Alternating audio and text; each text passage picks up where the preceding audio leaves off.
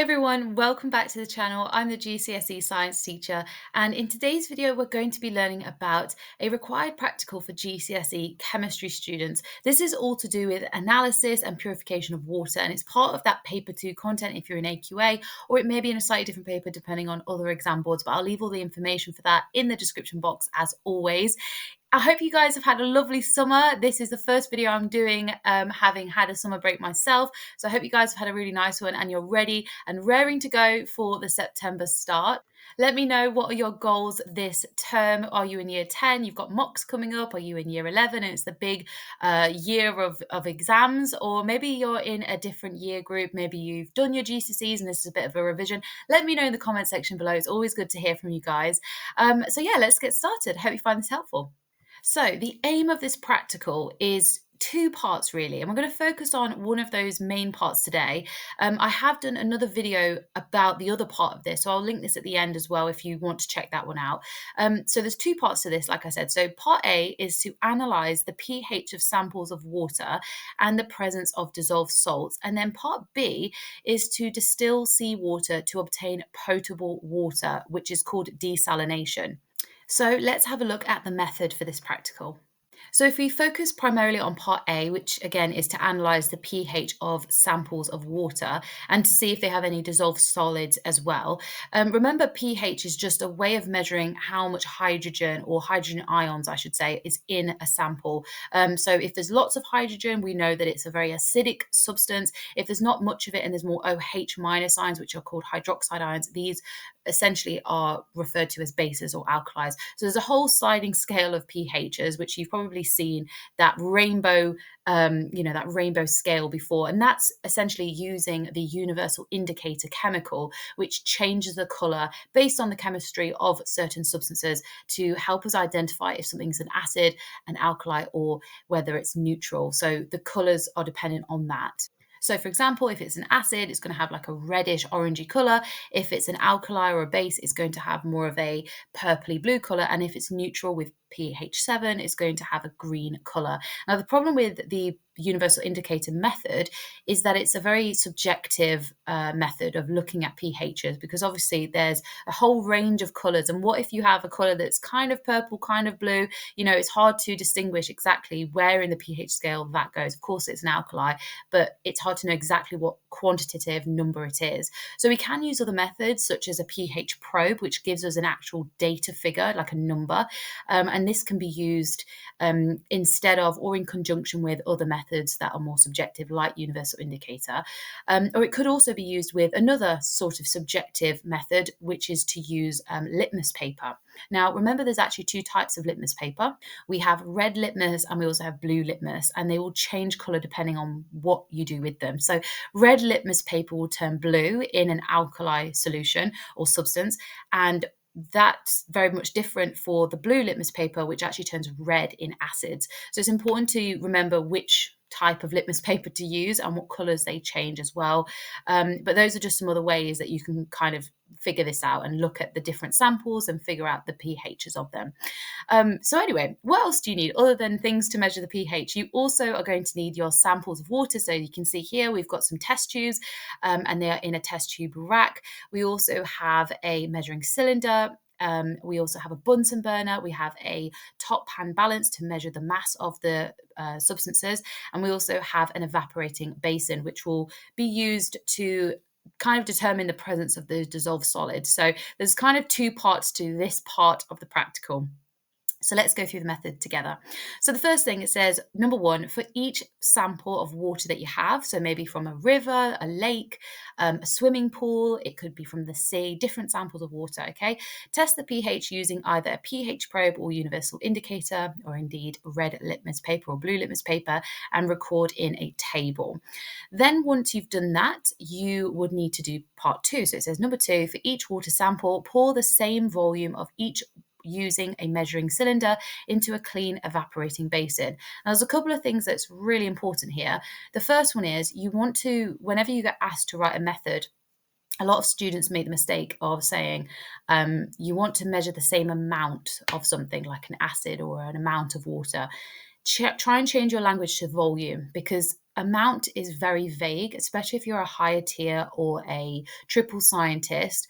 They're going to be looking for very specific language. So you want to say volume. That's the amount of space it takes up. Concentration is the amount of substance in a solution. So try not to mix those up, but volume is what we're actually using here when we use the measuring cylinder.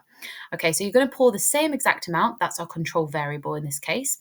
And you want to place it into a clean evaporating basin. Now, the reason it has to be very clean is because what we're going to do with that evaporating basin is we're going to heat up that water sample gently using a Bunsen burner. And we're going to do this until the water has evaporated. And essentially, after it has evaporated, you're measuring the mass of the solid that is left in the basin. And you're going to record that information and put it in the table as well. If you're actually physically doing this, remember to measure the evaporating basin first, and then the one that has the solids in. That way you can work out exactly how much solid is left behind, because you can kind of figure out the maths with that one. Okay, so that is essentially what you need to do for all of those samples. And then once you've done this, you'll be able to compare those results and different bits of data as well. The solids that are left behind, by the way, are going to be salts primarily. So that's what you're looking for in this case. Okay, so here are some results, and we're going to just go through a bit of them so you can see what each of these samples looks like. So we've got sample A, B, C, D, and E, just random samples that I've just plucked from data that I've done before when I've done this practical before. So we have pH 5, 4, 7, 2, and 8. So you can see there's a big range of different pHs. So for example, sample A has a pH of 5, so it's an acidic sample. C is 7, so it's neutral. E is 8, so it's alkali. You can see that D is actually 2, so it's a very acidic solution, wherever that has come from. Now, some of the questions you could get asked about this is, which one do you think is most likely seawater? Which one do you think has been most affected by acid rain? And these are all ideas that kind of link back to bits and pieces in the course in terms of chemistry GCSE. So let's first of all talk about the acid rain one. Remember, acid rain comes from the burning of fossil fuels that can release sulfur into the atmosphere. Now, that sulfur, those impurities, can react with water vapor in the air, and that can lead to sulfur dioxide forming. And that can actually, when it condenses, it can form that acid rain. Now, the acid rain itself, you can see where is it affected the most, probably going to be in those industrial areas in the cities. But if we look at our samples, we would assume that sample D is the most acidic, so therefore it has been the most affected by acid rain, because what's happened is that acid rain has essentially condensed and formed into the rivers and lakes, and that's where we've picked up our sample.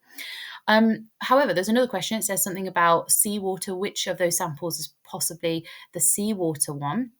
And you want to think about, okay, well, what is seawater made of? It's obviously made of water, but it's also made of salts. So if we look at our solid mass, we can see, okay, well, some of them have quite low gram massage, if you will. They're not very large in mass at all.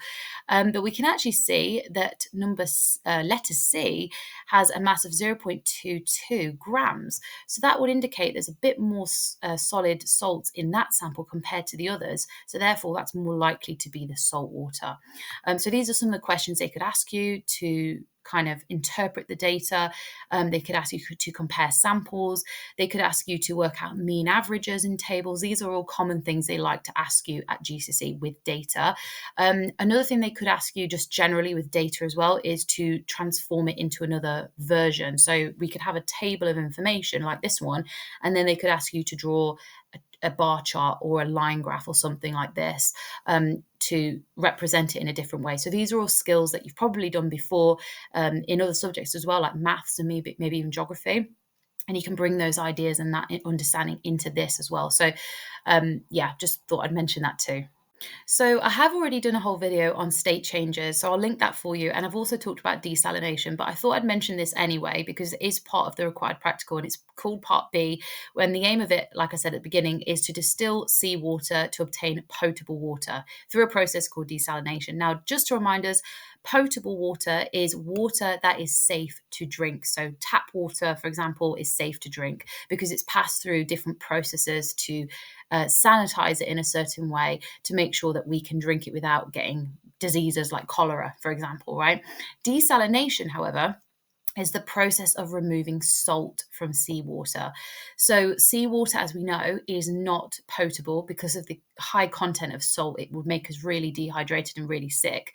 So, some countries that have lots of seawater access but don't necessarily have access to rivers and lakes where they can produce that potable water, they will use this process of desalination to make their water for the population that exists there. So, just in short, I'll go over this one more time. Essentially, all you've got to do is just take some samples of seawater, put it into a piece of apparatus that looks like this. So, we've got a round bottom flask that would be connected to like a clamp and a clamp stand. It's not visualized here, but just for the sake of this one, you can see that it's floating, but we'd have a clamp and clamp stand to hold in place. We also have a Bunsen burner underneath. And you can see that the round bottom flask is actually connected to what we call a condensing tube or a condensing chamber.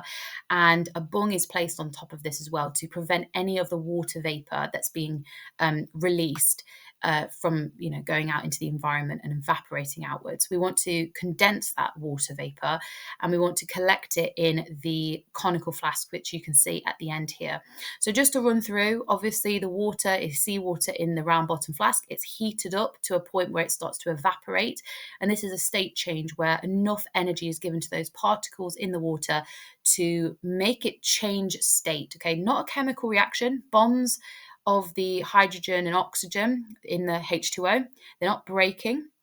It's the intermolecular forces that are breaking apart, and that causes that state change.